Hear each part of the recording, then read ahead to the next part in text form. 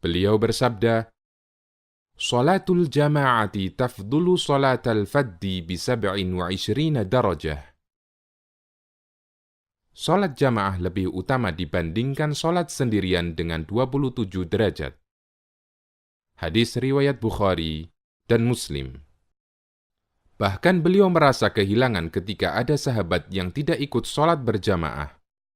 Ubay bin Ka'ab radhiyallahu anhu menceritakan, suatu hari ketika Rasulullah Shallallahu alaihi wasallam mengimami salat subuh, beliau bertanya kepada para makmum, "Apakah si A datang?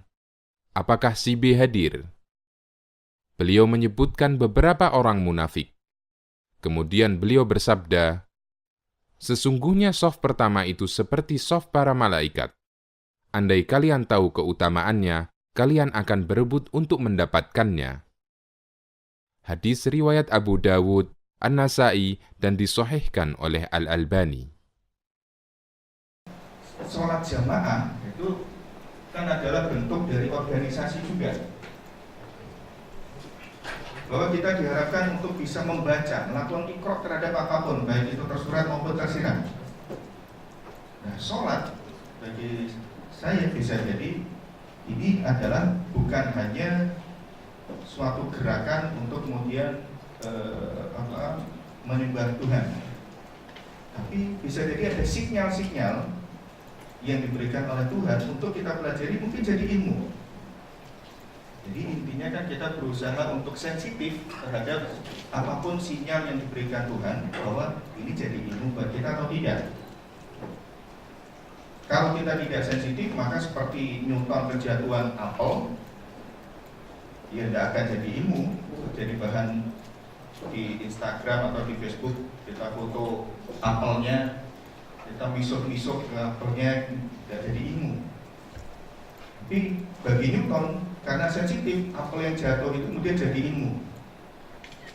Itu yang saya coba mendapatkan ilmu, bahwa dalam sholat juga ada syarat-syarat untuk sebuah organisasi, bahwa terdiri dari lebih dari satu orang, 2 orang atau lebih, ada struktur dan ada division of labor, pembagian kerja. Tidak bisa merangkap imam merangkap sebagai makmum, tidak mungkin. Sholat sendirian kalau imam merangkap sebagai makmum. Dan ada sebagai bilangnya, ada pembagian kerja, dan ada tujuan bersama yang ingin dicapai. Organisasi juga seperti itu. Pembelajaran yang bisa kita dapatkan ternyata banyak dari sholat jamaah kalau kita mau memikirkannya. Salah satu yang penting adalah bahwa kita dianjurkan tidak sebagai orang yang terisolir, memisahkan diri dari lingkungan sosialnya. Kita harus bersosialisasi. Jadi terutama ini anjurannya kuat adalah bagi pria. Pria tidak boleh menutup diri. Pria dianjurkan untuk sholat jamaah. Kalau wanita tidak ada anjuran yang kuat untuk sholat jamaah ke masjid, untuk pergi keluar rumahnya. Jadi ada strong suggestion to be part of organization, terutama bagi yang merasa dirinya cowok. Dia harus bersosialisasi. Dan hal yang penting lainnya yang membedakan organisasi satu dengan organisasi lain di sholat ini, diajarkan masalah niat. Bahwa dalam memulai organisasi yang terpenting adalah niat. Dan niat yang terpenting adalah ada hubungan ke atas, ada hubungan transendental. Jadi dalam menentukan tujuan, niat itu kan kalau dalam bahasa organisasi kita bisa bicara visi, misi, goal.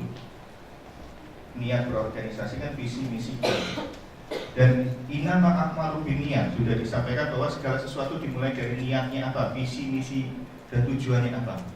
Nah, di sini diajarkan bahwa tujuan yang terbaik adalah kalau bisa memulai sesuatu dengan ada hubungan transendental, terutama dalam membuat organisasi, dalam berwirausaha, dalam berbisnis.